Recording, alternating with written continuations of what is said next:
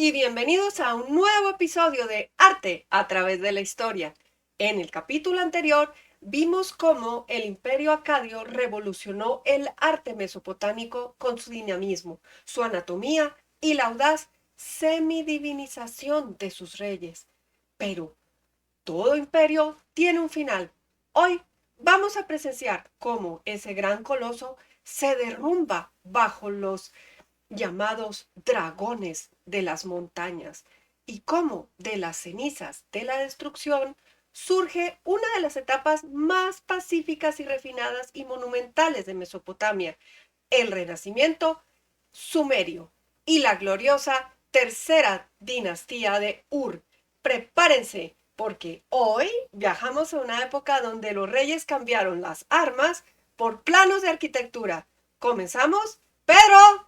¿Estás listo?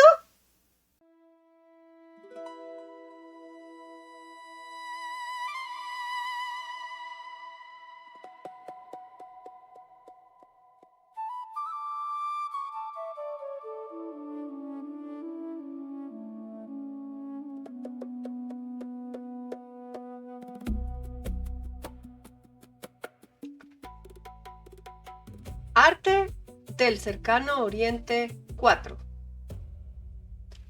De los dragones de las montañas al renacimiento sumerio. ¿Ya estás suscrito? Es gratis y me apoyas para seguir creando contenido como este. Hacia el año 2230 a.C., el Imperio Acadio colapsó debido a la invasión de un pueblo originario de los Montes Sagros. En los libros de historia lo van a encontrar con varios nombres: Guti, Gutis, Gutus, o como los llamaremos hoy, siguiendo la norma en español, los Guteos. Pero más allá de cómo los llamemos, los textos antiguos los recordaban con un apodo aterrador: los dragones de las montañas, un pueblo que los acadios jamás lograron dominar por completo. Si recuerdan en el episodio anterior, vimos cómo Naram-Sin aplastaba sin piedad a los lulubis en su famosa estela de la victoria. Pero los lulubis no estaban solos en esas montañas. Sus vecinos y aliados más cercanos eran los guteos. Mientras Naram-Sin se mandaba a esculpir en piedra como un dios triunfante sobre la gente de la montaña, otra de estas tribus estaba observando y esperando su momento. Pocas décadas después, aprovechando la crisis del imperio, los guteos bajaron en masa de los Montes Sagros, invadieron el valle y borraron por completo del mapa al imperio acadio, vengando así a los lulubis y sumiendo a Mesopotamia en una época oscura. ¿Se acuerdan de la cabeza de bronce que vimos en el corto y en el episodio pasado, a la que le arrancaron los ojos y le cortaron las orejas? Los arqueólogos sospechan que fueron precisamente los guteos, al tomar las ciudades acadias, quienes realizaron este asesinato simbólico sobre los retratos reales, en venganza por todas las campañas militares que sufrieron sus hermanos montañeses. Los guteos se cobraron su revancha al atacar el corazón del imperio acadio, desmantelándolo y destruyendo por completo su capital, Akkad. A partir de aquí, se impusieron en Mesopotamia durante un siglo. Aunque las crónicas antiguas los describen de forma puramente destructiva y nos hablan de su caótica sucesión de 21 reyes breves que no dejaron constancia de un nivel cultural propio, la realidad arqueológica nos muestra una matiz fascinante. Con el tiempo, los guteos asimilaron la refinada cultura sumeria e incluso dedicaron ofrendas en los mismos templos que los primeros invasores habían despojado. Esto permitió una tregua en las ciudades como Uruk, Ur, Kish y Lagash, y comenzaron a recuperarse lentamente. Curiosamente, la etimología de su nombre puede ser esclarecedora. Los sumerios llamaban Gutium a esta región, un vocablo que irónicamente significa madre que tiene el cordón de la vida. Cuando el imperio acadio colapsó debido a las invasiones de los gutios, Mesopotamia no se unificó de inmediato. Quedó dividida en ciudades-estados independientes, justo como en los viejos tiempos sumerios. Los gutios controlaban algunas zonas y rutas comerciales, pero no tenían la capacidad burocrática de gobernar todo el territorio. Mientras los gutios dominaban el norte y el centro, la ciudad de Lagash, en el sur profundo, experimentó una edad de oro. Bajo el mando de su famoso gobernador, Gudea, quien no buscó la guerra abierta para expulsar a los gutios de toda Mesopotamia. En su lugar, utilizó la diplomacia, les pagaba tributos o negociaba con ellos para que dejaran en paz a Lagash. Gracias a esto, logró comerciar y conseguir materiales preciosos como la famosa diorita verde para llenar su ciudad de templos y estatuas pacíficas. Lagash es la ciudad que personifica el esplendor del renacimiento sumerio. Su gobernante más célebre fue Gudea, un ensi o patesi en cuneiforme, término que significa enviado, que gobernó entre el 2144 y el 2124 a.C. A diferencia de los soberanos acadios, los líderes neosumerios rechazaron titularse reyes o semidioses guerreros. Prefirieron ser vistos como administradores piadosos y pacíficos, elegidos por los dioses por su rectitud. De Gudea y su hijo nos han llegado cerca de 27 estatuas talladas, principalmente en diorita, importada de la lejana región de Magán, en el actual Omán. La diorita es una piedra negra de extrema dureza que, una vez pulimentada, ofrece un acabado indestructible y resplandeciente, ideal para concebir estas esculturas como auténticas plegarias petrificadas. Gudea aparece sentado en un taburete o trono bajo, con las manos firmemente entrelazadas sobre el pecho, gesto de piedad o sumisión absoluta ante los dioses. Viste la clásica túnica neosumeria que deja el hombro y el brazo derecho al descubierto, mostrando una musculatura firme pero estilizada, símbolo de la fuerza vital que los dioses le otorgaban para gobernar. Lleva el famoso turbante sumerio decorado con rizos o bucles en relieve que simulan lana, un atributo exclusivo de su estatus como ensi, gobernador piadoso, que contrasta con las coronas astadas de los reyes dioses acadios que tanto disgustaban a los sumerios. Sus ojos son grandes y almendrados, con cejas unidas talladas en un diseño de espina de pescado, herencia estética sumeria, y los labios dibujan una leve y pacífica sonrisa, reflejando el estado de calma, sabiduría y paz interior que caracterizó a todo su reinado.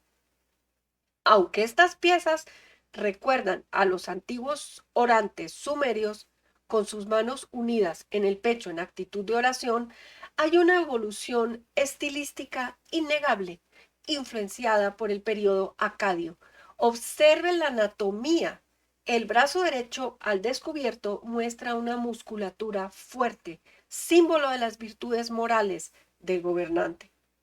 La pieza está densamente grabada con columnas verticales de escritura cuneiforme en lengua sumeria. La inscripción narra la piedad del gobernador, explica detalladamente la construcción del templo dedicado a Ninjishida, el dios protector personal de Gudea, representado tradicionalmente por serpientes, y ofrece una lista de las ofrendas consagradas a la deidad para asegurar la bendición, la salud y la larga vida del monarca. El arte se enfocó en exaltar la piedad y el buen gobierno, alejándose levemente del tono puramente militar de los reyes acadios.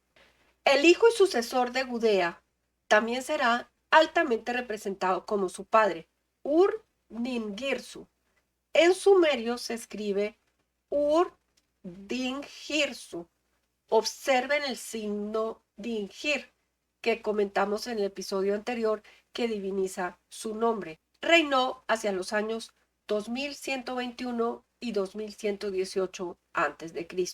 Esta estatua de Ur-Ninghirsu, dedicada a Ninjishida, está compartida por el Museo Metropolitano de Arte de Nueva York y el Museo del Louvre, porque poseen por separado la cabeza y el cuerpo de la estatua respectivamente. La inscripción que tiene en la espalda dice: para Ninjishida, su dios personal, Ur-Ninghirsu, gobernante de Lagash, hijo de Gudea, gobernante de Lagash, quien construyó el Eninu de Ninghirsu, creó su propia estatua.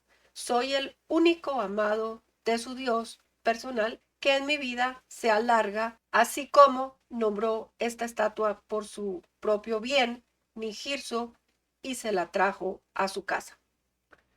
Vemos portadores de ofrendas en la base de la estatua. Pero hay una escultura que fascina a los arqueólogos. Fue encontrada sin cabeza en la antigua Girsu. Representa a Gudea como el arquitecto del templo del dios Ninjirsu. El hombro y el brazo derecho al descubierto muestran de nuevo una musculatura vigorosa y pulida, un mensaje iconográfico sumerio para denotar que el monarca posee la fuerza física necesaria para llevar a cabo la masiva construcción arquitectónica. El rey no solo era un jefe militar o religioso, era el constructor jefe. Sobre sus rodillas descansa una tabla con el plano del templo en proyección ortogonal. Al mostrarse con el plano, Gudea le dice a su pueblo que él es el ejecutor material de los deseos de los dioses en la tierra. Su postura con las manos entrelazadas refleja obediencia a la visión sagrada que recibió. Si se mira desde arriba, tiene tallado el plano arquitectónico detallado de la muralla exterior con sus torres y puertas del templo en Inú. Justo al lado del plano, esculpidos en la misma tablilla, se aprecian dos objetos fascinantes. Una regla graduada de 269 milímetros, la escala de medición sumeria, y un estilete de caña, listos para que el gobernante trace los diseños divinos. Esta regla ha permitido a los investigadores reconstruir con exactitud el sistema de medidas de la antigua Mesopotamia. Como la estatua se colocaba dentro del propio santuario, los historiadores bromean diciendo que era un templo dentro de una estatua dentro de un templo. Esta es la estatua con la inscripción cuneiforme más larga de todo el corpus de Gudea. El texto grabado rodea casi todo el cuerpo y el trono. Narra cómo el dios Ninjirsu, la deidad patrona de Lagash, se le apareció a Gudea en un sueño místico y le ordenó construir su gran templo, el Eninu, el templo del pájaro del trueno. Pero, ¿Gudea es el primer rey arquitecto? Técnicamente, sí. Los conocedores del tema egipcio estarán pensando en Imhotep, que vivió e impulsó la monumental pirámide escalonada de Saqqara hacia el 2650 a.C., en la tercera dinastía de Egipto. Gudea de Lagash gobernó y diseñó sus templos entre el 2144 y el 2124 a.C.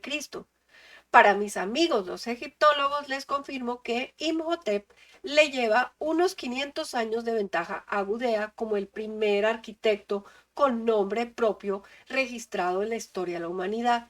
Pero Imhotep era un visir, un erudito y un alto funcionario, no era rey. Gudea, como ensi y gobernante supremo de Lagash, sí es el primer jefe de Estado que se hace retratar oficialmente con los planos de un edificio en su regazo. Por lo tanto, Gudea sí fue el primer rey arquitecto de la historia. Pero la obsesión de Gudea por la arquitectura sagrada iba mucho más allá de lo que queda a la vista del público.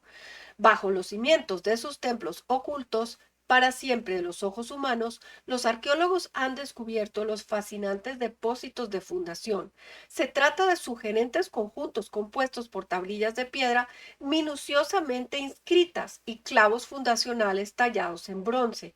Estos clavos no tenían una función estructural, sino mágica y legal, coronados por figuras divinas o animales mitológicos como este espectacular toro androcéfalo. Su objetivo era clavar de forma literal y simbólica los derechos de propiedad del templo en el inframundo, consagrando el templo a los dioses. Junto a ellos, estelas y textos ocultos funcionaban como cápsulas del tiempo. Con este despliegue de arte invisible, el rey arquitecto aseguraba que, aunque el templo físico colapsara con los siglos, el pacto eterno entre Lagash y la divinidad permanecía sepultado y protegido de forma inquebrantable en la memoria misma de la tierra.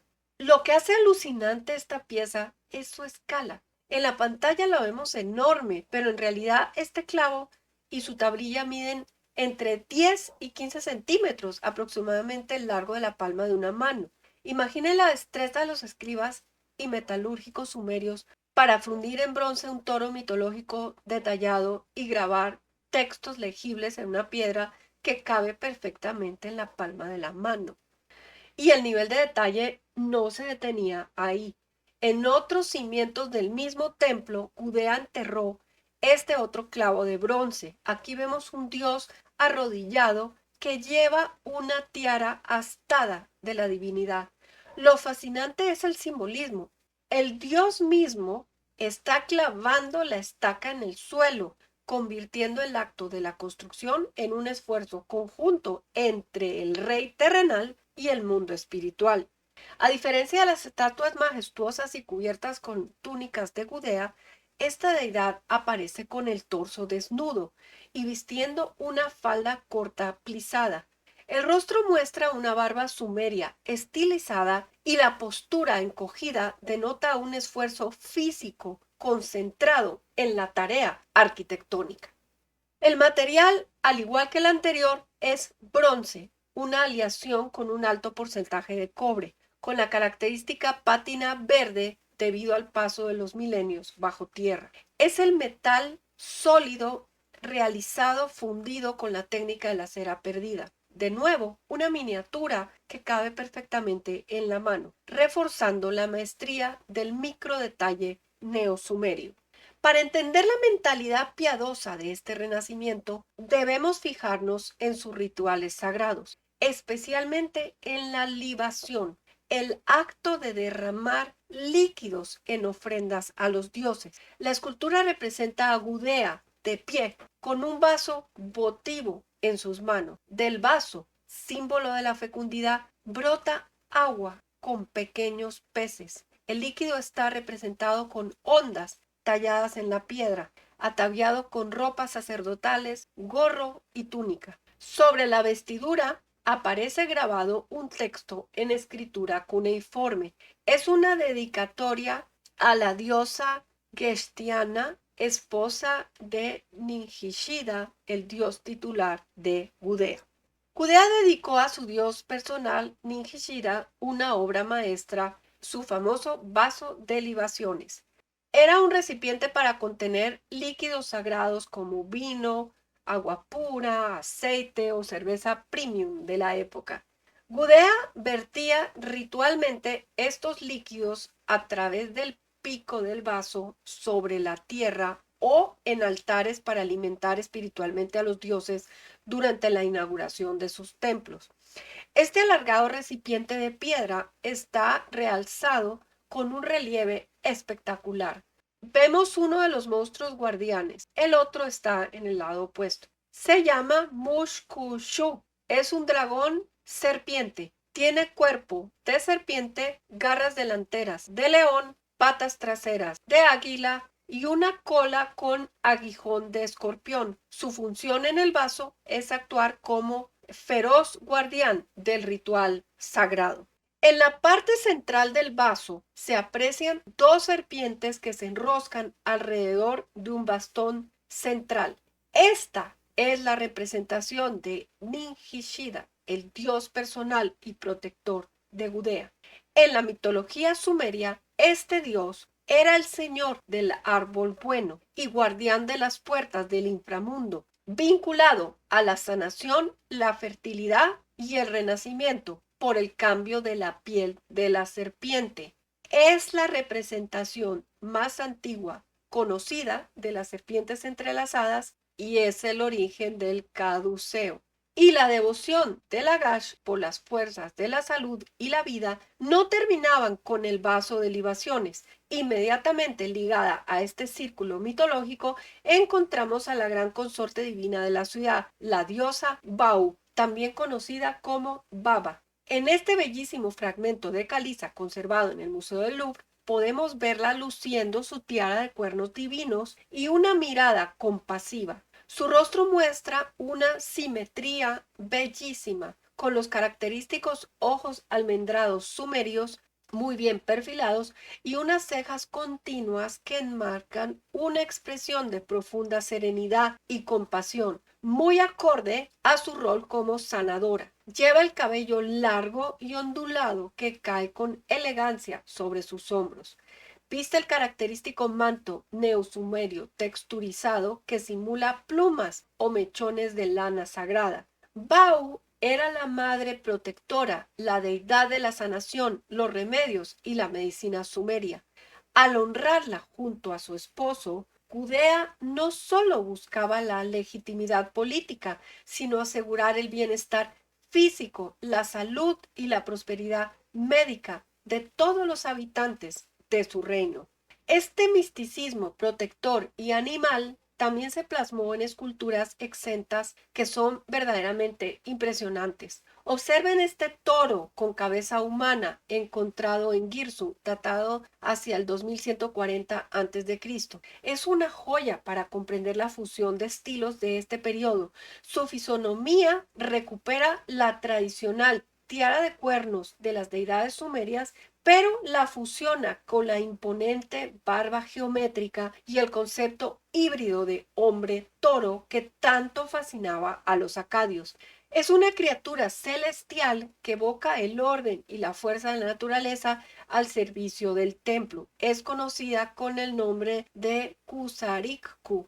Pero las mujeres no solo ocupaban un lugar sagrado en el panteón divino de Lagash, también desempeñaban un rol fundamental en la corte terrenal. Gracias a hallazgos como este, sabemos que las damas de la alta sociedad sumeria poseían sus propias estatuas votivas, hechas en costosa diorita. ¿Quién era? Al no conservar inscripciones completas en su base, los arqueólogos no tienen su nombre propio, pero la indumentaria, el material, confirman que pertenecía al círculo íntimo de la corte. Su ropa es alta costura, lleva un chal finamente bordado en los bordes con motivos geométricos que se colocaba sobre el vestido principal. Lleva un collar rígido de varias vueltas que adorna su cuello y un peinado exquisito con el cabello recogido hacia atrás y sujeto con una banda o diadema, dejando ver mechones ondulados en la frente. Finalmente la mirada eterna. Sus cejas unidas en una espina de pescado imitan el estilo de las estatuas de Gudea, manteniendo una expresión de serena espiritualidad y respeto sagrado. Según los historiadores, esta delicada figura podría retratar a una hermana o a la esposa del propio Gudea. Con sus manos entrelazadas, su peinado impecable y su joyería real, esta dama nos recuerda que el renacimiento sumerio también se construyó a través de la devoción, la elegancia y la presencia de las mujeres en el espacio sagrado. Pero la paz con los invasores no podía durar para siempre. El rey Utu Egal de Uruk no quería negociar con ellos y decide tomar las armas y expulsar definitivamente a los gúteos. Él formó una gran coalición de ciudades-estados sumerias, se enfrentó directamente a ellos y logró expulsarlos definitivamente de Mesopotamia, proclamándose el libertador de Sumer. Tras este complejo periodo de inestabilidad, la paz regresa definitivamente al acabar con el yugo guteo. Los venció y acabó con su supremacía, abriendo paso al glorioso renacer de las ciudades-estado sumerias que vuelven a reclamar su independencia. Analizando este busto que puse para ilustrar la imagen de Utu-Egal, al cual han intentado ponerle distintos nombres, pero carece de inscripciones. Oficialmente su identidad es un misterio, pero a diferencia de la mayoría del arte mesopotámico, que es muy idealizado y plano, este rostro muestra rasgos asombrosamente individualizados. La nariz prominente pero redondeada, labios carnosos, orejas grandes bien detalladas y ojos pesados con párpados marcados. Muchos expertos sugieren que es un auténtico retrato de una persona real. Las cuencas oscuras que vemos hoy estaban originalmente incrustadas con materiales contrastantes, como piedras semipreciosas, conchas o vidrio, que le daban una mirada viva y permanente. Lleva un turbante de tela enrollado en la cabeza, las líneas diagonales aún se ven bajo la corrosión del tiempo. Su barba está exquisitamente estilizada y recortada con patrones geométricos organizados. Refleja el estatus de la élite real de la época. Debajo del cuello tiene una pequeña placa con una espiga o clavija cuadrada. Esto indica que la cabeza estaba diseñada para encajarse en un cuerpo completo hecho de otro material como piedra o madera y probablemente estaba expuesta de forma votiva en un templo.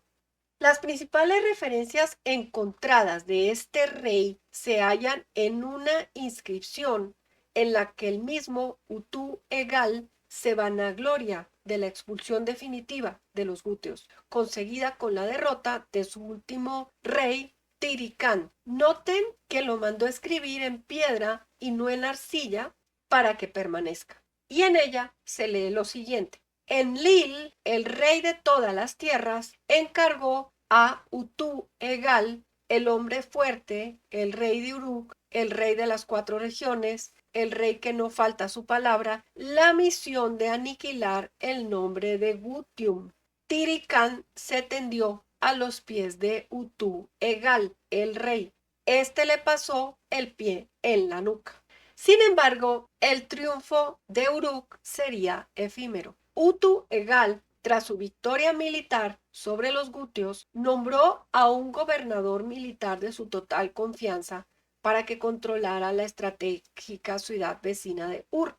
Ese hombre era Ur-Nammu, quien, según algunas tablillas, era hermano o pariente muy cercano de Utu-Egal.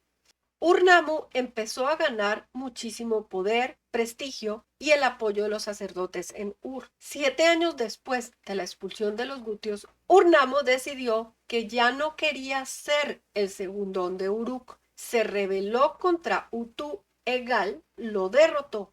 Las crónicas de la época insinúan de forma muy poética que Utu-Egal murió ahogado en un canal del río mientras supervisaba unas obras, aunque se sospecha de una traición o asesinato político.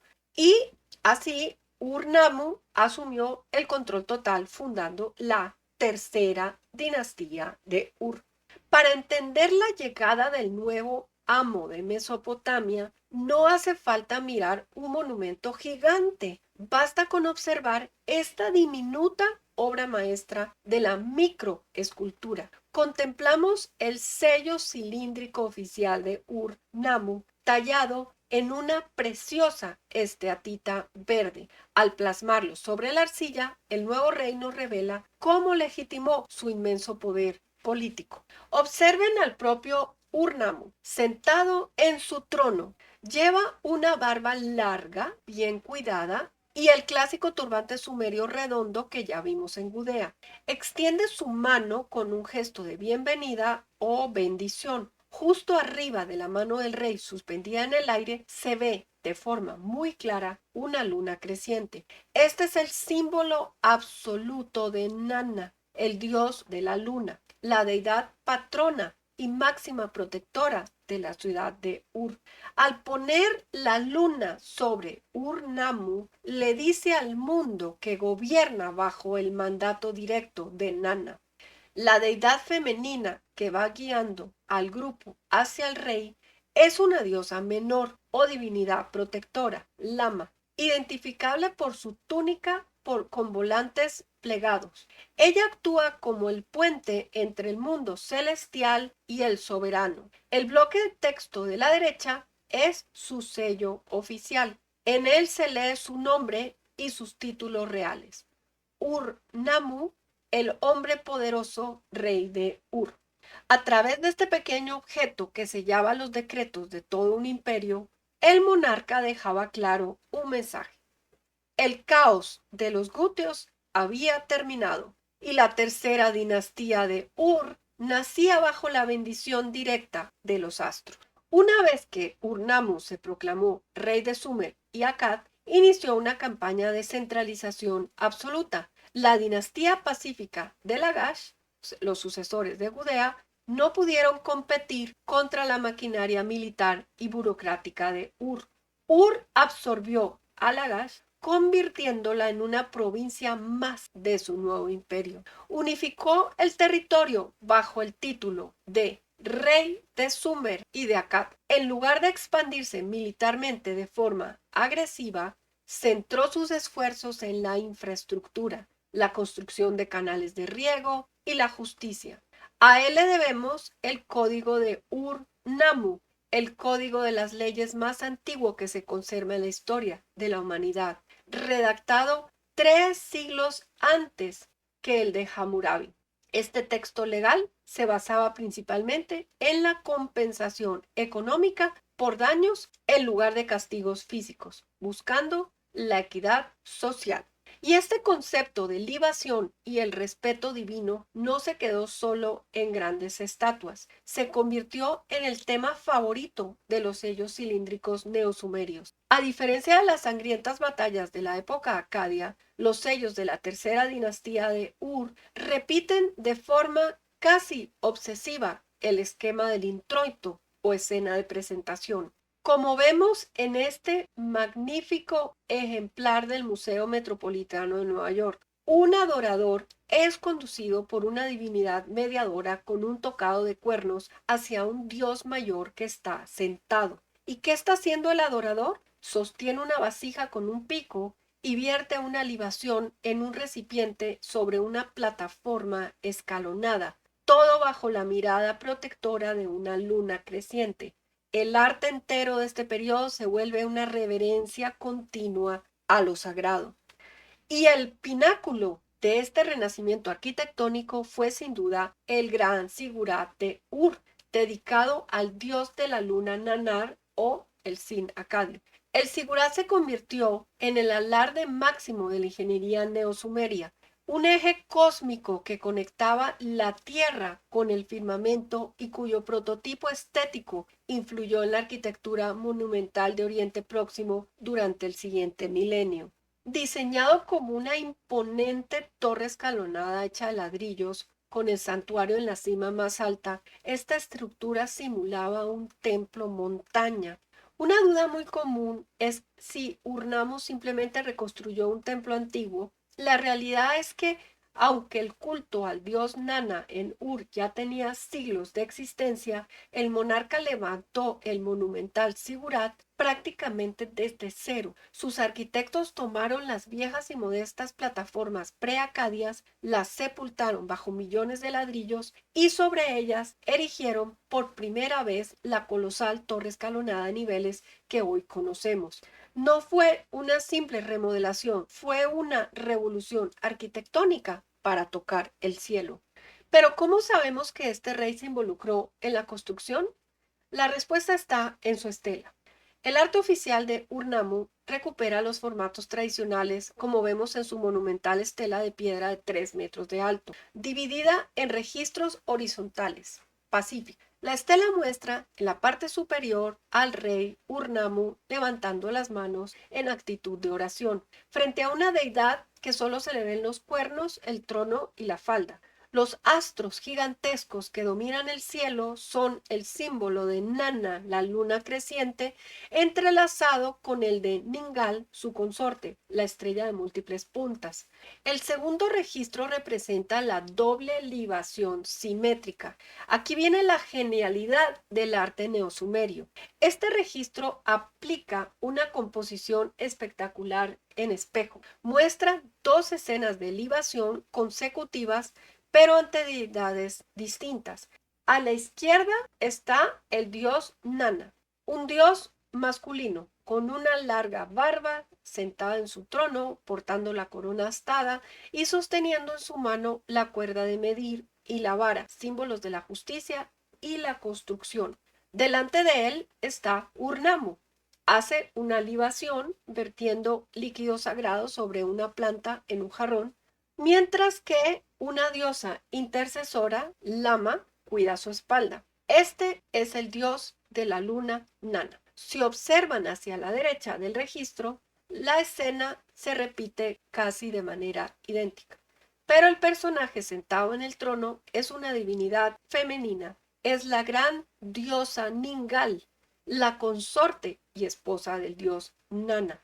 Delante de ella, Urnamu vuelve a aparecer haciendo otra libación para asegurarse la bendición familiar completa en el panteón de Ur. Aunque hoy contemplamos la estela de Urnamu en todo su esplendor, lo que vemos es en realidad un milagro de la arqueología. Estas zonas lisas nos recuerdan que la estela fue destrozada a golpes por los enemigos de Ur cuando el imperio cayó. Los relieves que sobrevivieron nos muestran al rey llevando herramientas de construcción en su propio hombro, un hacha y un canasto de albañil, seguido por un sirviente y a la derecha una escalera. Esto ilustra el momento exacto en que el dios Nana le ordena construir el gran sigurat de Ur y el rey se pone manos a la obra como el constructor jefe. Pero las cicatrices de la piedra nos hablan del trágico final de su dinastía. Cuando la tercera dinastía de Ur cayó cerca del 2004 a.C., bajo la invasión de los elamitas y las tribus amorreas, los conquistadores saquearon la ciudad de Ur. Como acto de humillación política y religiosa, destrozaron a golpes la estela de Ur-Namu, rompieron el gran bloque de piedra caliza en cientos de fragmentos y los esparcieron por el suelo del complejo del templo. Cuando los arqueólogos de la Universidad de Pensilvania y el Museo Británico, liderados por Leonard Woolley, excavaron la zona en la década de 1920, no encontraron la estela así de bonita. Encontraron un rompecabezas de fragmentos sueltos mezclados con la tierra. Los restauradores del Museo de Pensilvania, donde se encuentra actualmente, unieron los fragmentos originales que lograron rescatar. Los relieves nítidos que vemos, como las figuras de los reyes y los dioses, son los fragmentos de piedra originales que sobrevivieron al vandalismo antiguo. Las partes lisas o vacías, zonas planas texturizadas o donde las figuras se ven borrosas o cortadas, como los bloques inferiores donde está la escalera, son rellenos de yeso moderno. Los restauradores los colocaron para unir los fragmentos originales y devolverle a la estela su forma arqueada original, pero dejaron la superficie lisa diferente para que el espectador pueda distinguir perfectamente qué es original y qué es restauración moderna. Como han podido ver, el Renacimiento sumerio nos demuestra que el arte no siempre necesita la propaganda de la guerra para alcanzar la inmortalidad. Figuras como Gudea de Lagash o Ur-Nammu decidieron que su legado no se escribiría con los nombres de los enemigos derrotados, sino con la sólida permanencia de la diorita, la justicia a las leyes escritas y las imponentes escalinatas de los sigurats apuntando hacia las estrellas. Pero la estabilidad de Ur no duraría para siempre. Nuevas oleadas de pueblos nómadas comenzaron a presionar las fronteras mesopotámicas, provocando una nueva fragmentación. Y de entre todas esas pequeñas ciudades que volvieron a luchar por el control, una en particular estaba destinada a convertirse en el sinónimo absoluto del esplendor, el imperio y la leyenda del mundo antiguo. Una ciudad gobernada por un rey que reescribiría las leyes con mano de hierro. En el próximo capítulo nos adentraremos en el primer periodo de Babilonia. No se lo pierdan. Si les ha gustado este viaje por el Renacimiento sumerio, recuerden darle a la campanita, suscribirse al canal y dejarme en los comentarios qué detalle de las estatuas de Gudea les llamó más la atención. Nos vemos en la próxima historia.